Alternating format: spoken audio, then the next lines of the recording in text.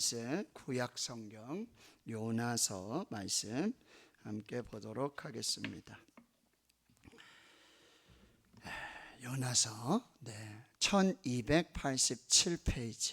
오늘 주보에 6절까지 되어 있는데요. 오늘 4절까지 먼저 한번 보겠습니다. 그래서 1절부터 4절까지 말씀을 먼저 함께 다시 한번 읽겠습니다. 시작. 여호와의 말씀이 아미떼의 아들 요나에게 임하니라. 이르시되 너는 일어나 저 큰 성읍 니느웨로 가서 그것을 향하여 외치라. 그 악독이 내 앞에 상달되었음이니라 하시니라. 그러나 요나가 여호와의 얼굴을 피하려고 일어나 다시스로 도망하려 하여 요바로 내려갔더니 마침 다시스로 가는 배를 만난지라.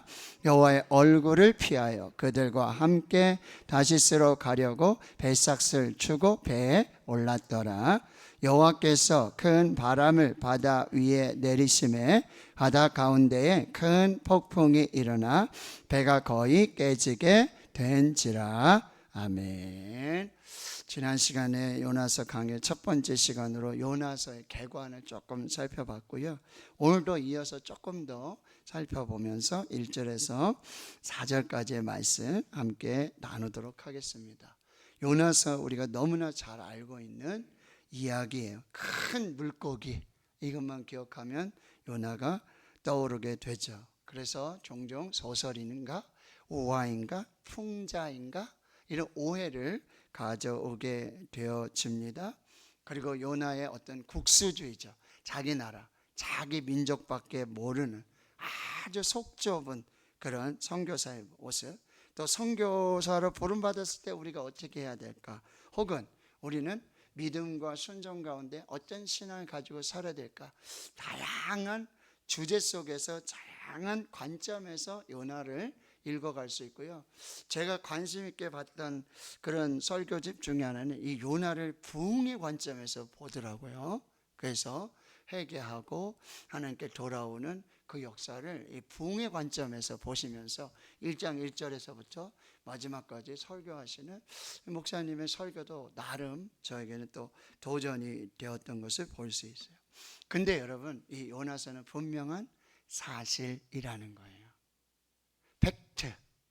하나님께서 요나를 부르셨고 요나에게 말씀하셨고 요나는 순종하고, 그래서 이 역사들이 일어났다라고 하는 거예요. 근데 여기 짧은 1장, 2장, 3장, 4장인데요. 1장과 2장이 이렇게 한 묶음, 그리고 3장과 4장이 한 묶음인데 1장과 2장의 묶음과 3장과 4장이 마치 이렇게 포개졌다가 이렇게 마치 똑같이 이렇게 거울의 양면을 보듯이 이렇게 되어지는 거죠. 자, 1장 1절에 여호와의 말씀이 요나에게 임하잖아요. 그렇죠? 근데 여러분 3장 1절에 보면은 여호와의 말씀이 두 번째로 요나에게 임합니다. 이렇게 딱. 그리고요 2절에 보면은 요나가 전해야 될 메시지가 1장 2절에 나오죠. 3장 2절에 가면 역시 똑같은 요나가 전해야 될 메시지가 반복해서 나온단 말이죠. 근데 1장 3절에는 요나의 반응은 정반대였잖아요. 그런데 3장 3절에는 여호와의 말씀대로 순종해서 반응을 해요. 이렇게 되어진다라고 하는 거죠. 그리고 1장 4절에 보면 역시 경고의 메시지가 있어요. 하나님이 큰 바람, 큰 풍랑을 통해서 경고하시는 이야기들이 나오게 되고요. 3장 4절에는 이제 요나가 니느웨로 가서 니느웨의 경고 메시지를 전하는 이런 내용들. 그리고 1장 5절에서부터 이 배를 타고 있는 이방인들, 선장들, 그리고 사공들의 이야기들이 쭉 나오고요. 그리고 3장에 역시 5절부터는 니느웨 사람들, 하나님 믿지 않는 사람들, 왕으로부터 짐승에게 이르기까지 그런 놀라운 반응들이 나오는데 1장에서 선장들과 사공들의 반응은 오히려 요나보다 더 은혜로워요. 하나님께 기도하고요, 날 좀 죽여라 그래도 끝까지 요나를 구원하려고 살리려고 하는 그런 모습들이 나타나죠. 그리고 역시 3장에 가면 니느웨 임금과 그 왕 그리고 그 짐승에게까지의 그런 회개의 반응은요 놀랍습니다. 그래서 하나님께서 아주 놀라운 구원의 은혜를 베풀어 주신단 말이에요. 2장에서는 하나님께서 큰 물고기를 준비하셔서 여러분 이 요나에게 아주 큰 은혜를 주시죠. 그리고 4장에 가면은 박농쿨 식물을 통해서 요나를 또 사랑하시는 은혜를 베풀어 주시는 그런 하나님의 모습이 1장, 2장, 3장, 4장. 그래서 아주 문학적인 구조로 봐도요 아주 치밀하고요 정말 은혜가 풍성한 그런 메시지들이 있다라고 하는 거죠. 근데 우리가 더 중요하게 봐야 될 것은 이 요나와 예수 그리스도, 요나와 복음의 이야기를 우리가 연결시킬 수 있어야 한다는 거예요. 마태복음 12장을 한번 찾아보도록 하겠습니다. 네. 마태복음 12장 신약성경 19페이지 마태복음 12장 38절부터 제가 몇 절 읽어드립니다. 같이 보십니다. 마태복음 12장 38절. 그때 서기관과 바리새인 중 몇 사람이 말하되 선생님이여 우리에게 표적 보여주시기를 원하나이다. 당신이 메시아인지 당신이 그리스도인지 한번 좀 표적을 한번 보여주십시오. 그러면 우리가 보고 믿겠습니다. 그런 얘기죠. 예수께서 대답하여 이르시되 악하고 음란한 세대가 표적을 구하나 선지자 요나의 표적밖에는 내가 보일 표적이 없다.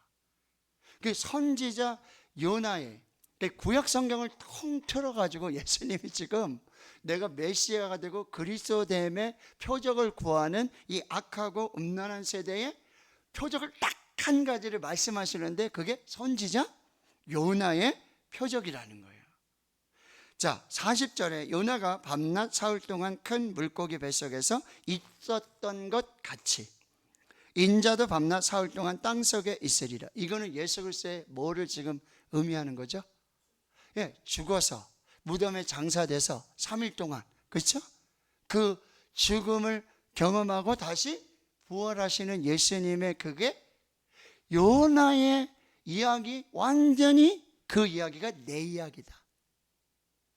나는 십자가에서 죽고 무덤에 장사되고 사흘 만에 다시 부활해. 그 이야기가 내 이야기야 라고 예수님이 지금 말씀하고 계신다는 거예요.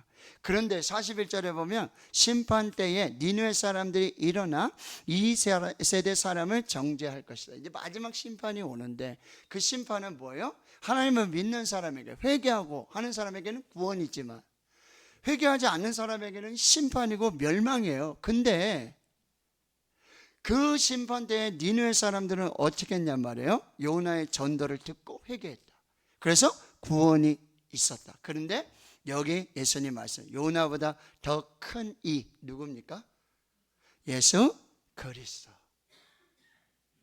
요나보다 더 큰 그런 위대하고 놀라운 이 십자가의 죽으심과 무덤에 장사되고 부활하셔서 이 메시아 그리스도이심을 표적으로 보여주리가 바로 나다.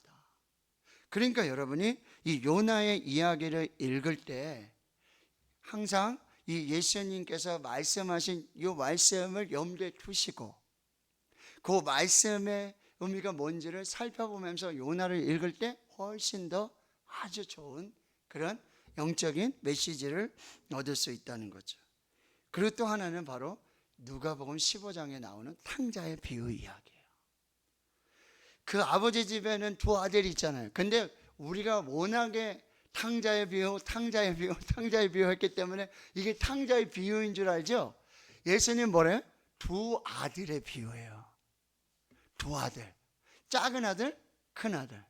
그 작은 아들은 요나서 1장과 2장에 나오는 요나의 모습과 똑같다.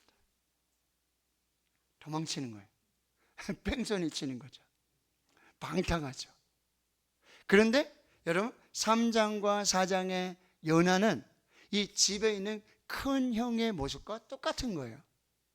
그래서 작은 아들이 돌아와 가지고 야 죽었다고 살았다. 잔치를 하자. 옷을 입히고 가락지, 신발. 그렇죠? 그렇게 해서 이 죽었다가 살아난 니느웨 백성들이 회개하고 그렇게 구원받는, 하나님이 그렇게 기뻐하시는데, 아버지가 그렇게 기뻐하는데, 이 집안에 있던 누구예요? 큰아들을, 이게 못마땅한 거예요. 아버지, 저는 집에서 아버지 순종하고 말씀 듣고 내가 잘 이렇게 했는데 언제 저를 위해서는 잔치 한번 하셨습니까? 소 한번 잡아보셨습니까? 아버지, 이게 너무 불공평하고 이거 맞지가 않습니다. 뭐예요? 요나가 박농구를 가지고 니느웨가 회개하고 하나님 앞에 은혜를 받는, 이게 뿔따고 나잖아요. 그렇죠? 그래가지고 이렇게 전하고 나서는 성 밖에 나가서 하나님이 어떻게 심판하시나, 그거 보고 있는 요나의 모습과 이 큰 아들, 그 둘 다 탕자예요. 작은 아들도 탕자고 큰 아들도 탕자야. 누구의? 요나 이야기. 그리고 곧 저와 여러분의 이야기, 우리의 이야기, 이게 바로 요나의 이야기라고 한다는 것을 우리가 살펴보면서 요나를 읽을 때 우리가 조금 더 자세히 볼 수 있다는 거예요. 자, 이제 다시 요나서로 돌아오도록 하겠습니다. 자, 요나서 1장의 어떤 전체적인 그런 분위기는 지금 하나님을 피해서 여호와의 얼굴을 피하려고, 여호와의 낯을 피해서 도망하는 선지자. 그런데 그 도망하는 선지자를 추격하고 추적해가지고 결국 붙드시는 하나님. 요게 지금 계속해서 아주 긴장관계를 이루고 있다라고 하는 거죠. 그럼 왜 요나는 지금 여호와의 얼굴을 피해서 하나님의 말씀에 불순종해서 이렇게 꼭 반대로 청개구리처럼 지금 행동하고 있는가라고 하는 거예요? 이게 자기가 생각하던 하나님과의 이 정반대의 모습의 하나님을 보는 거죠. 하나님 공의의 하나님, 정의의 하나님, 반드시 심판하시는 하나님. 그런데 갑자기 하나님의 은혜, 자비, 긍휼, 헤세드가 임한다라고 하는 거예요. 여기에 화가 난 거예요. 하나님의 선하심 때문에 내가 화가 나는 거예요. 그러면 하나님이 선하시기 때문에 내가 화내는 게 맞아요? 틀려요? 나중에 요나가 했던 거랑 똑같죠. 우리는 내가 죽어도 내가 니느웨는 심판받아야지, 하나님 그러실 수 없습니다. 절대 그러실 수 없습니다. 저는 공의 하나님, 정의 하나님을 믿습니다. 하나님 심판해 주시옵소서. 차라리 저를 죽여 주시옵소서. 이렇게 이야기하고 있는 요나의 모습이라고 한다는 거예요. 1장 1절에 여호와의 말씀이 아미떼 아들 요나에게 임합니다. 하나님은 여러분 위기 때마다 선지자를 부르세요. 나비라고 그랬죠? 대언자. 그래서 심판을 선포하시지만 그 궁극의 의미와 목적은 심판을 통해서 뭐야? 회개하고 돌아와라. 그럼 내가 은혜를 베풀고 구원하고 회복시킬 것이다. 이 말씀을 주시기 위해서 이스라엘, 그러니까 이스라엘 자기 백성을 위해서 우리 하나님이 선지자를 불러주셨어요. 말씀을 주신다는 거예요. 이사야에게도, 예레미야에게도, 에스겔에게도 그렇게 말씀을 주신다는 거예요. 선지자의 입을 통해서 말씀하시지만 하나님이 직접 말씀하시는 거죠. 그런데 이게 마음에 안 드는 거예요. 지금 이스라엘이 불신앙하고 우상숭배하고 그러니 지금 이스라엘에게 가서 우리 민족, 우리 나라에 가서 회개하라고 돌아오라고 하는 거 할 수 있겠어. 그런데 2절에 보세요. 지금 하나님이 어디로 가라 그래요? 너는 일어나 어디로 가라? 저 큰 성읍 어디로 가라? 니느웨로 가라. 자, 니느웨는 적국이에요. 원수예요.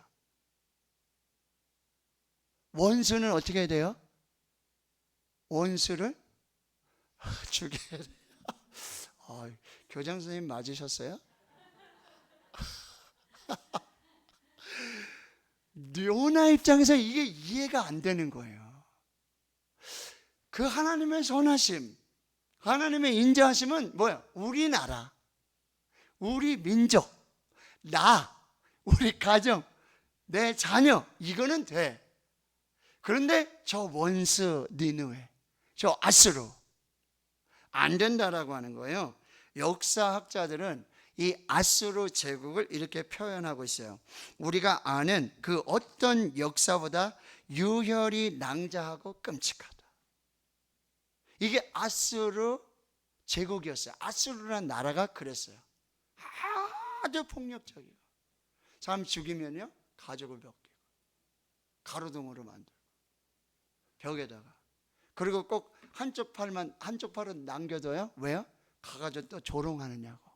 그럼 일어나 봐, 이렇게 한쪽 다리만 남겨둬, 걸어봐.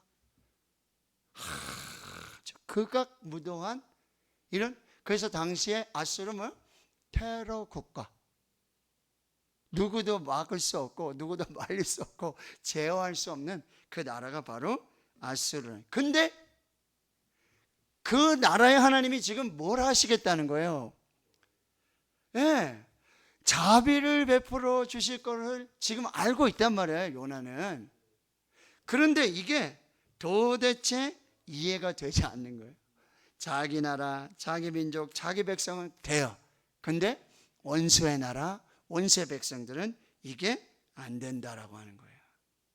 그런데 무엇보다도 엄청난 사실은 뭐예요?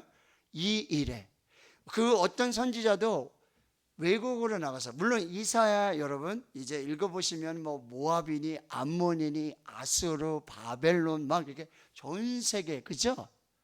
그 하나님이 어떻게 선지자를 통해서 전 세계를 이렇게 그 뭐야?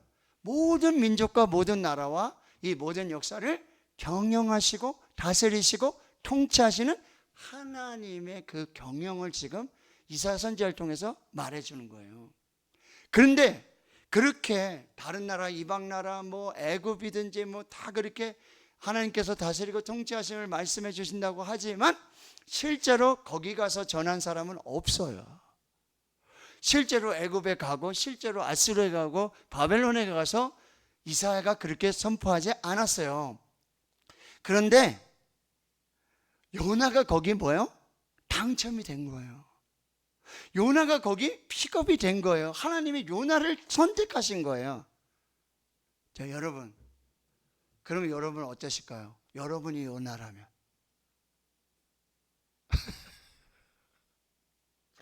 하나님이 그 일에 아무도 누구도 해본 적이 없고 누구도 시켜보신 적이 없는 그 적국에 가서, 아수르에 가서 복음을 전하고, 그러면 하나님은 분명히 그들을 구원하시고 이 일에 나를 쓰신단 말이에요. 나를 선택하셨다는 거예요. 이거 어떻게 생각하세요? 제가 북한에 가서 선교하겠다고 그랬더니 박열매 사모는 그러려면 차라리 도장을 찍자. 나는 그런 사람이랑 못 산다.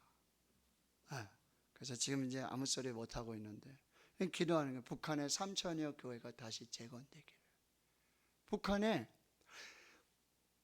복음의 문이 열리고 통일되었을 때 우리 대구 신흥교회도 거기, 죄송합니다, 분점 하나 내야 될 거 아니에요. 지점 하나 내. 대구 신흥교회 2호점. 할렐루야. 그 준비하고 있어요. 기도하고 있어요. 제가 가지 못하더라도 우리가 누군가 갈 것이고, 그러면 그걸 준비해야 되는데 거기 여러분이 지금 장로님이 가십시오, 권사님이 가십시오. 제가요? 저는 지금 요나가 지금 그런 상황이라고 한다는 거예요. 그 상황에서 요나의 선택이 뭐예요? 3절에 그러나 요나가 여호와의 얼굴을 피하려고 일어나 다시스로 도망하려 하여 요바로 내려갔는데 마침 다시스로 가는 배를 만났고 여호와의 얼굴을 피하기 위해 그들과 함께 다시스로 가려고 뱃삭을 추고 배에 올랐다라고 해요. 자, 요나는 정말 그 누구도 선택받지 못했고 그 누구에게도 맡기지 않으셨던 그 엄청난 최초의, 지금 말하면 해외 선교란 말이에요. 그 일에 지금 하나님이, 그럼 하나님이 그렇게 부르실 때 아무나 부르실까요? 네? 거기에 요나가 지금 최초가 될 수 있는 거잖아요. 근데 요나는 지금 어떻게 부르시면 완전히 거부하는 거예요. 반대로 정면으로 도전하고 있는 거예요. 동쪽으로 가라니까 서쪽으로 가는 거고, 육로로 가라 그러니까 배를 타고 가는 거고요. 그리고 저기 큰 석 니느웨로 가라 그러니까 땅끝 다시스로 도망치고 있다라고 하는 거예요. 뭐예요? 하나님을 도저히 이해할 수 없는 거예요. 하나님이 하시는 이 일을 도저히 자기는 용납할 수 없는 거예요. 내가 맞고 하나님은 틀리다고 지금 굳게 믿고 있는 거예요. 하나님의 선하심이 마음에 안 들어요. 우리나라 이스라엘은 좋아요. 그런데 적국 아수르를 하나님이 구원하시겠다는 그 자비하심은 마음에 안 들어요. 싫은 거예요.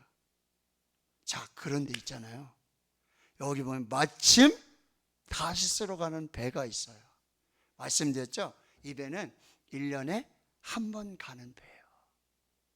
뱃삭은요 엄청난 뱃삭이 든다라고 하는 거예요. 근데 이 마침이라는 말이 맞아요? 틀려요? 요나는 다 생각하고 있었던 거예요. 다 재고 있었던 거예요.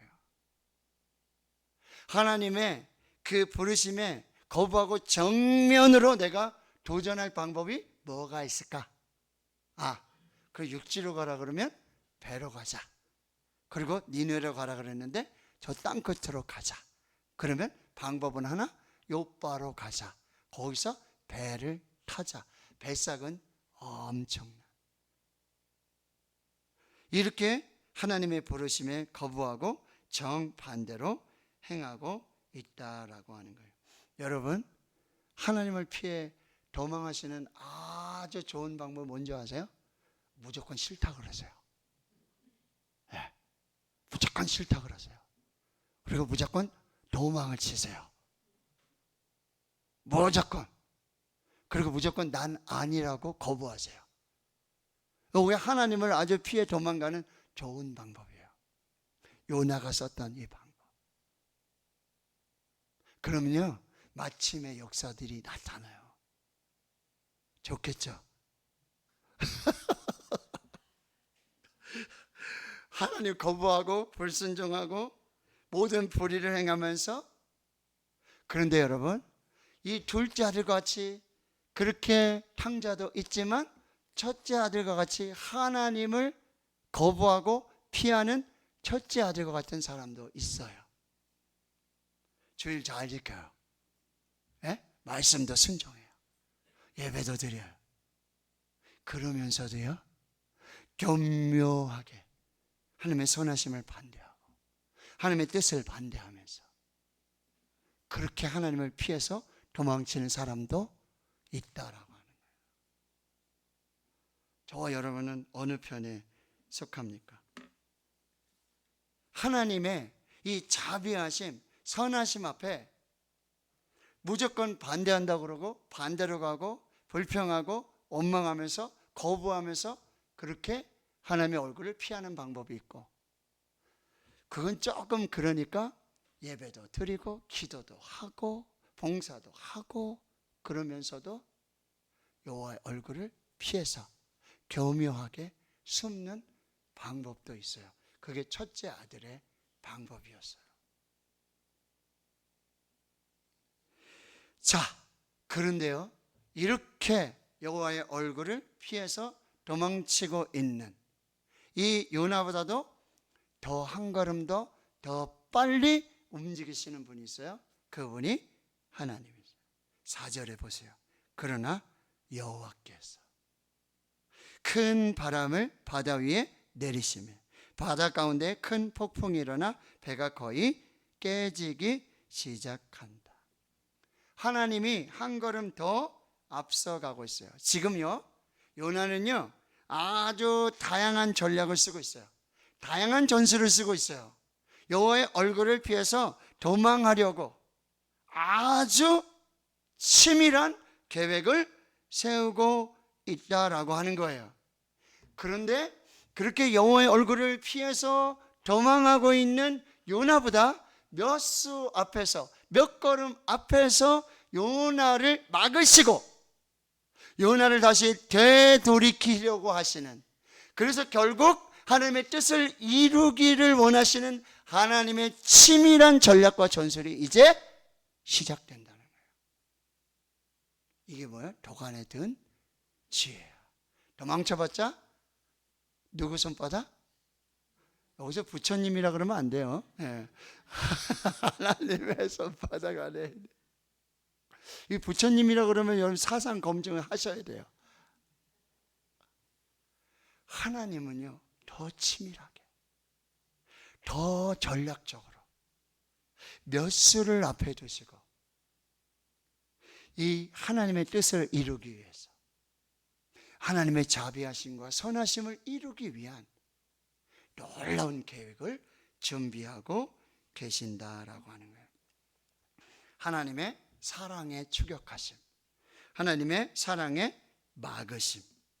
그러니까 요나를 니느웨 저 큰 성읍에 들여다 놓으려고 했는데, 거기다가 들여다 놓으시려고 했는데 여호와의 얼굴을 피해서 도망하고 있는 이 요나를 어디요? 큰 폭풍 속에 들여보내세요. 그리고 큰 물고기 뱃속에 들여보내신다라고 하는 것입니다.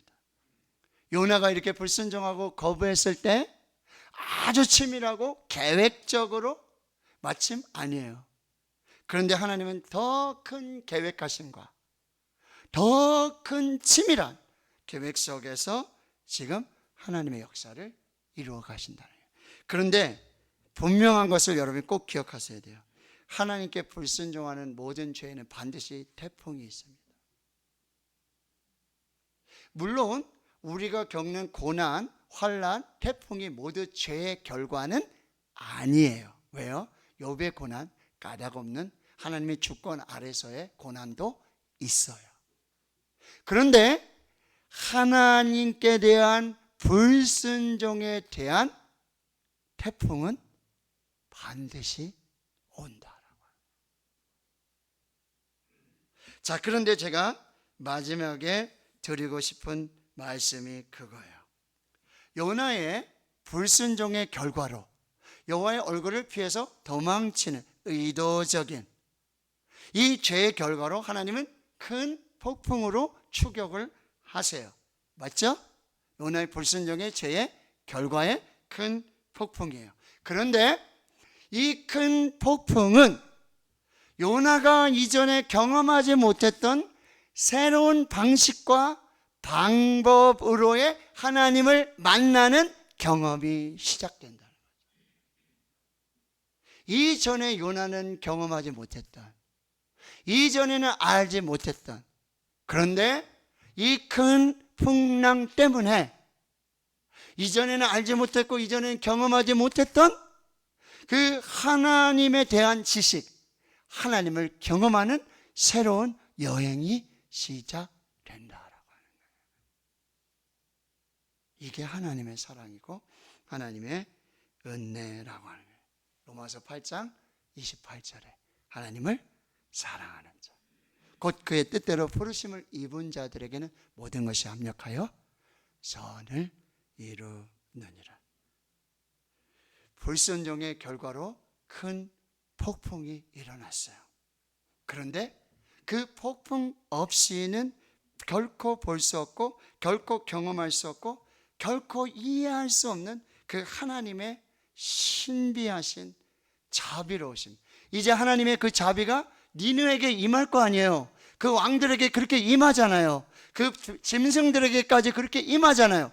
근데 그 자비를 그 폭풍 속에서 요나가 먼저 경험하는 거예요. 요나가 먼저 그렇게 불순종해서 그렇게 달려가는 요나를 채찍을 치시든지 어떻게 하셔야 될 거 아니에요. 그런데 이제 요나를 통해서 니느웨를 구원하고 니느웨에게 은혜를 주시고 자비를 베푸실 그 하나님의 놀라우신 그 하나님을 폭풍 속에서 요나가 먼저 경험하는 것입니다. 먼저 하나님을 만나는 거예요. 이게 하나님의 은혜이고 하나님의 사랑이라고 한다는 거예요. 혹 지금 이런 큰 풍랑 속에 염려하지 마십시오. 걱정하지 마십시오. 이전에 경험하지 못했던 그 하나님을 새롭게 경험하시고 그렇게 사랑하시고 그렇게 자비하신 인자하신 그 하나님을 경험하게 하십니다. 그래서 우리를 살리 주십니다. 새로운 사명으로 불러주십니다. 그래서 그 역사를 이루어 주시는 거죠. 자, 이 말씀이 시편 107편에 있습니다. 한번 찾아보겠습니다. 시편 107편. 새벽에 오셨던 분들은 기억을 하실 수 있어요. 제5권 첫 번째 시편 107편. 자, 23절부터 제가 읽어드립니다. 같이 봅니다. 883페이지. 배들을 바다에 띄우며 큰 물에서 일을 하는 자는 여호와께서 행하시는 일들과 그의 기이한 일들을 깊은 바다에서 보나니 여호와께서 명령하신즉 광풍이 일어나 바다 물결을 일으키는도다. 그들이 하늘로 솟구쳤다가 깊은 곳으로 내려가나니 그 위험 때문에 그들의 영혼이 녹는도다. 그들이 이리저리 구르며 취한 자같이 비틀거리니 그들의 모든 지악이 혼돈 속에 빠지는도다. 이에 그들이 그들의 고통 때문에 여호와께 부르짖으매 그가 그들의 고통에서 그들을 인도하여 내시고 광풍을 고요하게 하사 물결도 잔잔하게 하시는도다. 그들이 평온함으로 말미암아 기뻐하는 중에 여호와께서 그들이 바라는 항구로 인도하시는도다.